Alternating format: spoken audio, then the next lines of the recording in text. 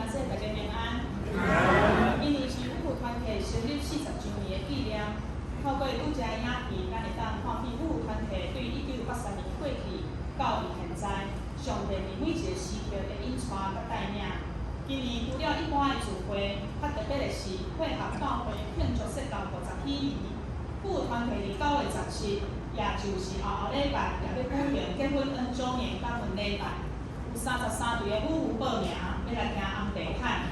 其中有5队结婚30周年，有5队结婚超过50周年，阁有1队结婚60周年。上帝是婚姻甲家庭的主，阮也欢迎兄弟伫9月17下晡会当做伙来参加，做伙来欢喜。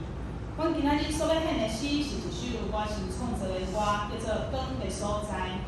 这首歌讲到咱每一个人拢亲像行伫以马厝的路上。陪伴咱做伙行的，有可能是咱的朋友、亲人，也是咱的牵手、翁婿。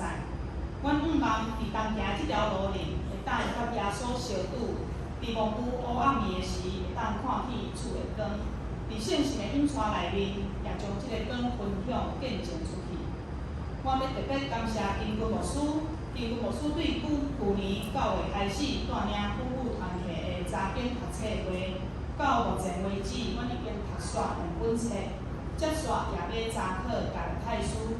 根据牧师也时常参与伫阮大大细细的聚会，帮助妇孺团体成做一个更较开阔、有活泼信仰的团体。阮也要感谢教会长职甲各位兄弟姊妹的关心、支持甲带导。